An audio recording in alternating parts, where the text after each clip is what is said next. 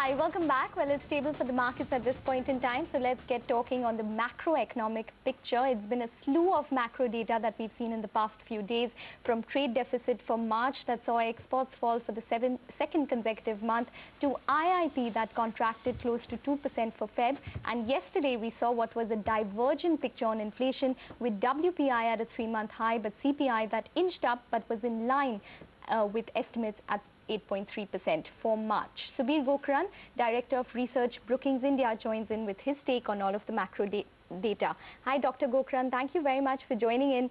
I'll start with your thoughts on the WPI as well as the CPI data, because now there is most of the economists are of the view that one event risk is over with regards to food inflation, which is basically the impact of the hailstorms, and it wasn't as much as anticipated. But we still have the El Nino to go. In your sense, how do you expect food inflation to pan out, at least in the next couple of months? Well, considering that food inflation has been a problem for now going on 7 years, I think it's a little difficult to be optimistic about it coming down sharply. And over the 7 years, if you look at how it's evolved, there was a phase when proteins were the dominant drivers. Then the momentum shifted to vegetables. All the proteins are still there in the background. And in the last 18 months or so, rice has been a major contributor. So in fact, even in the latest WPI numbers, rice inflation or rice price increases, which were in the range of about 17–18% for the last several months, have moderated a little bit to about 12%, which is still very significant considering that rice is abundant. We have large stocks of rice. The government has the capacity at least to moderate prices through open market sales, which apparently they haven't done.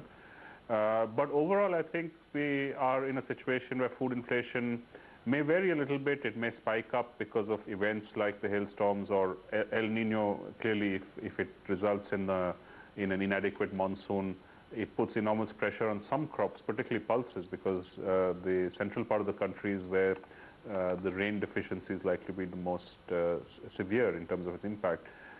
So I think we should be looking somewhat guardedly at the prospect of food inflation moderating. Bottom line is that we need another dramatic, in fact, I'd say even drastic agricultural policy reform. And until we see signs of that, I think we're going to have to live with food inflation at 8, 9, 10%, which obviously then cramps the space available for monetary policy to act. Dr. Gokarn, you did mention drastic agri-reform. In your sense, what are the measures that we could see or we should see from the new government once they come into power? Well, what I'd like most to see, which I have to say that I'm not particularly optimistic about in the short run, is a reorientation of the procurement process. Right now we have an overweight, a skew of incentives towards producing rice and wheat because of the very, very attractive procurement prices and the unlimited purchase. There is no limit on how much the government purchases. If you have the right quality, if you have acceptable quality, the government buys everything you have. That, I think, has resulted in a disconnect between what is being produced and what is being consumed. And that, I think, is fundamentally the reason why we have so much pressure from the relatively more recent developments, which is the proteins and the vegetables and fruits segment of the food basket.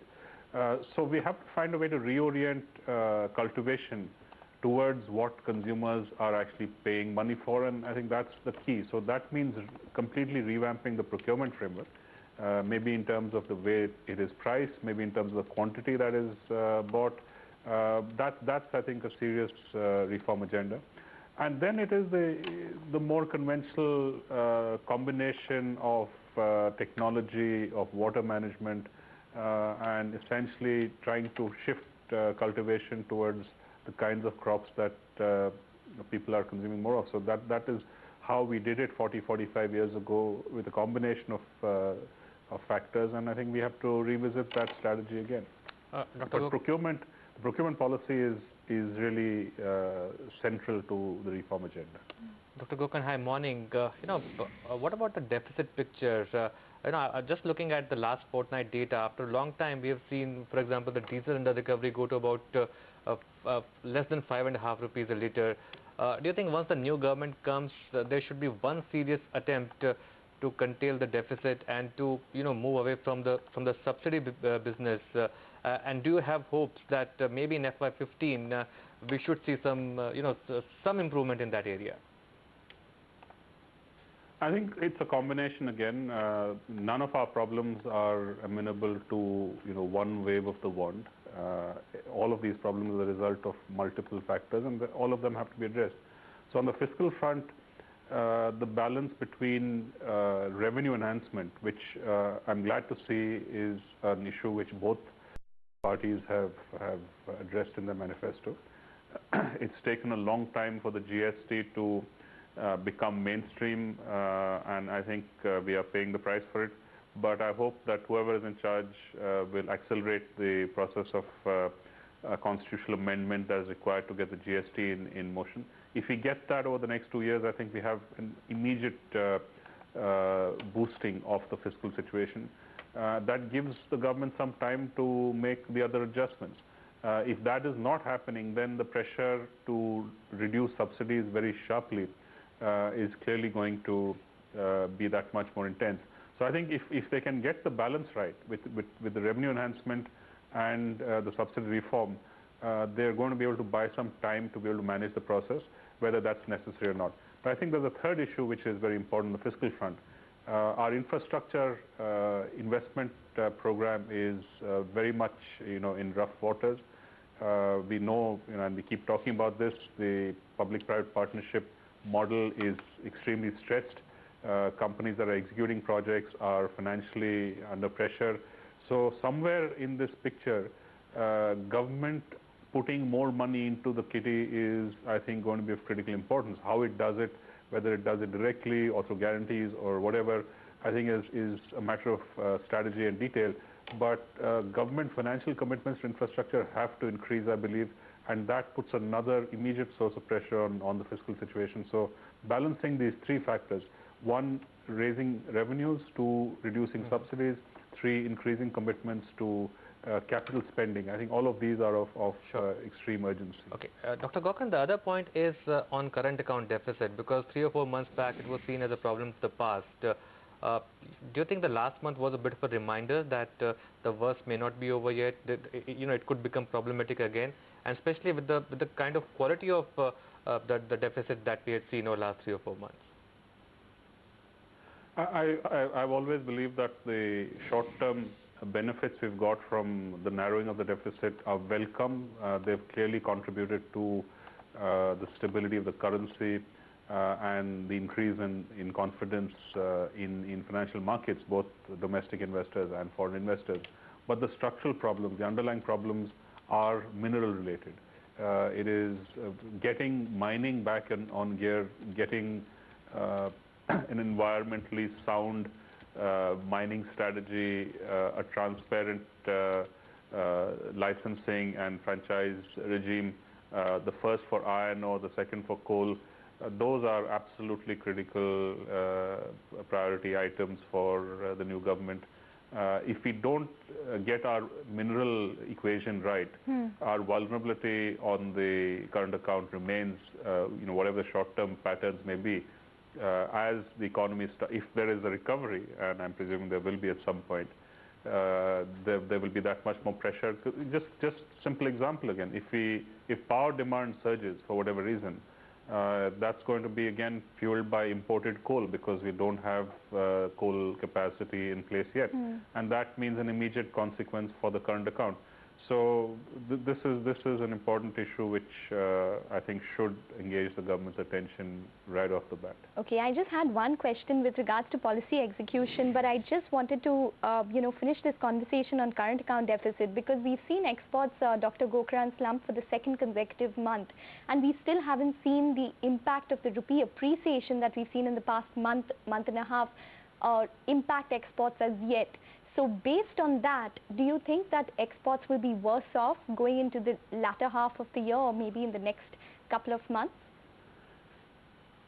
Well, I think the currency effect is certainly going to play a part, but it is ultimately the state of the global market that is going to determine the buoyancy or sluggishness in exports.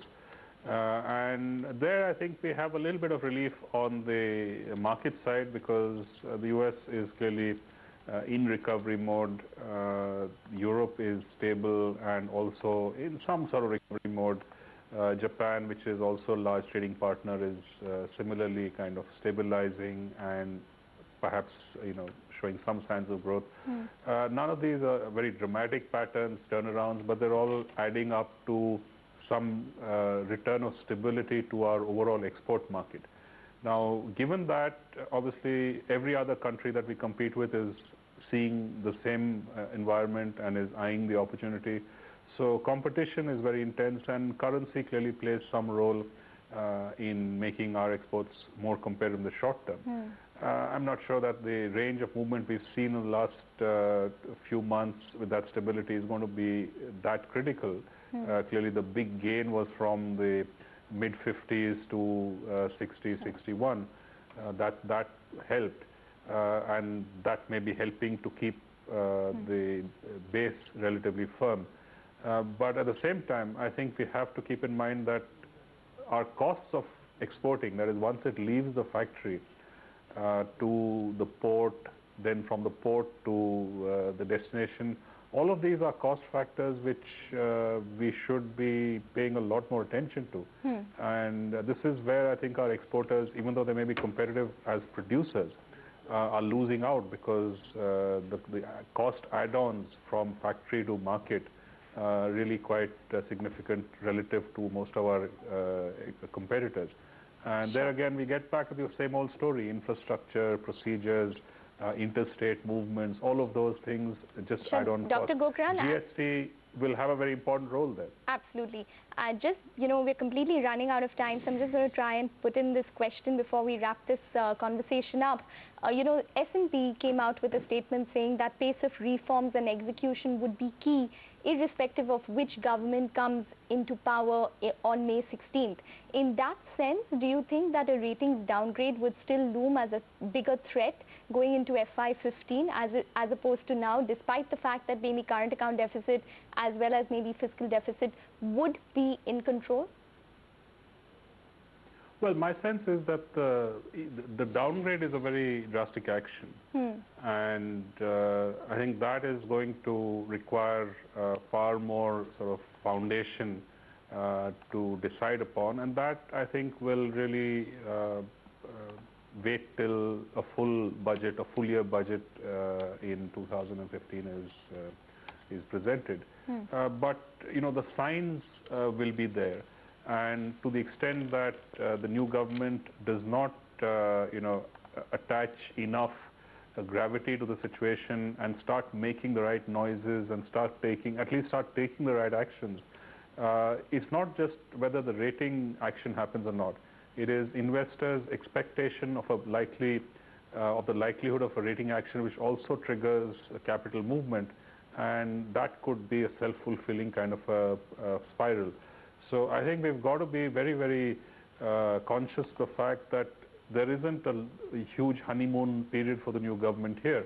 Whether we want to wait till the next budget or not is not the issue. The issue is how many correct moves and reassuring moves are made in the initial few days and sort of culminating perhaps in the budget that will be presented in July.